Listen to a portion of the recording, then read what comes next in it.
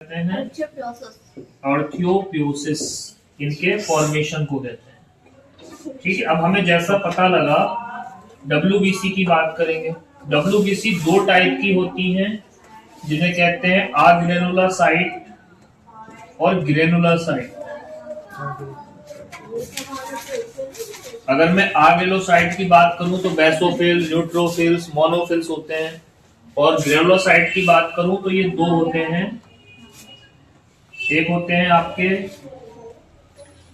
B cell और T cell, जो आप पढ़ के आए।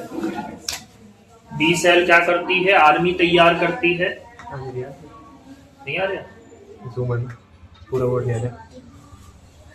ये दिख रहा? बी सेल और टी सेल क्या आता है? D cell, T cell. B cell और टी सेल। बी सेल क्या करती है?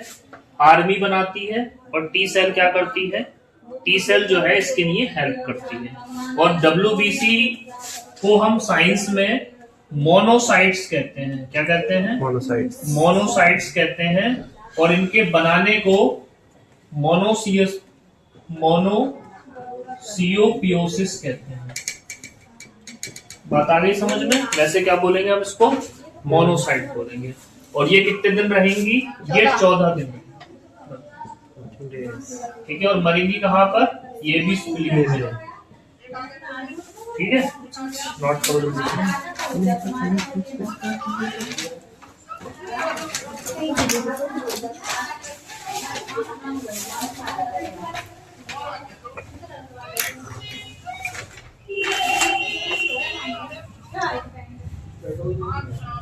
बीमारी थी, उसे कहते हैं SCID।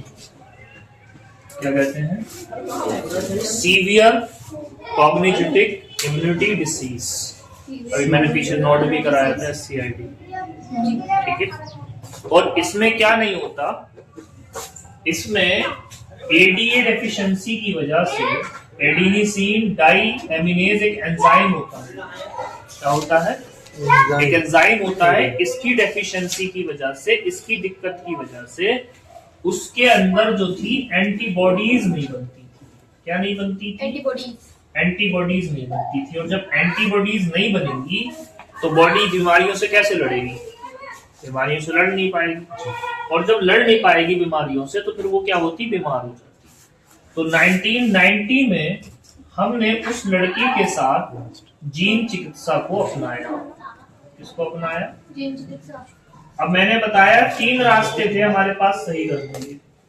पहला रास्ता था, दूसरा रास्ता था, पहला रास्ता था WBC, दूसरा रास्ता था बोन मैरो, और तीसरा रास्ता था जीन थेरेपी। WBC जो था व्हाइट ब्लड सेल, ये देना पड़ती, लेकिन इसका एक लिमिटेड टाइम है। WBC हर 14 दिन के बाद क्या हो जाती है? मर जाती है। तो हमें उसे क्या करना पड़ता? बार बार चेंज करना पड़ता। सेकेंडरी होती है बोन मैरो। बोन मैरो में भी एक समस्या थी।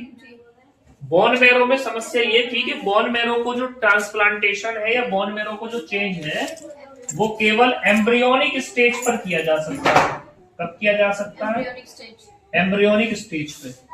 और वो तो 4 साल की थी, एम्ब्रियोनिक स्टेज तो थी नहीं उसकी, तो हम उसको ये चेंज नहीं कर सकते थे। तीसरा तरीका था हमारे पास जीन थेरेपी। समझ में आ गई? हमने जो है जीन थेरेपी का इस्तेमाल किया, और उसके अंदर एक ऐसा जीन प्रवेश कराया उसकी बॉडी में जो ADA को बनाने के लिए प्रेरित करता है। ADA को क्या करता है? बनाने के लिए प्रेरित करता है, जिससे क्या है उसको ये बीमारी खत्म हो गई, उसकी SCID। आ गई बात समझ में?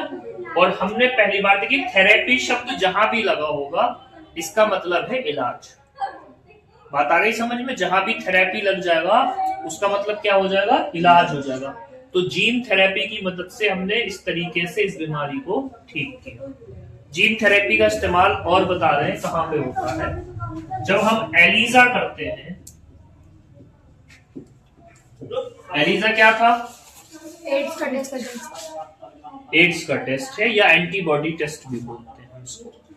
इसकी फुल फॉर्म क्या है एलिजा की? एंजाइम लिंक एलिजा का मतलब होता है enzyme linked immuno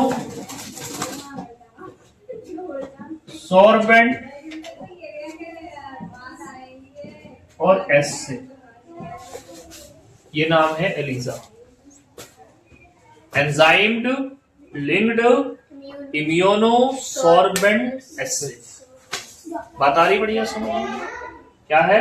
enzyme linked immuno solvent acid. इसमें भी हम जीन थेरेपी की मदद से एंटीबॉडी चेक करते हैं ब्लड के अंदर, और यदि एंटीबॉडी कम बढ़ती मिलती है, जैसे मान लो कैंसर का पेशेंट है, तो एंटीबॉडी कम हो रही होंगी या ज्यादा हो रही होंगी?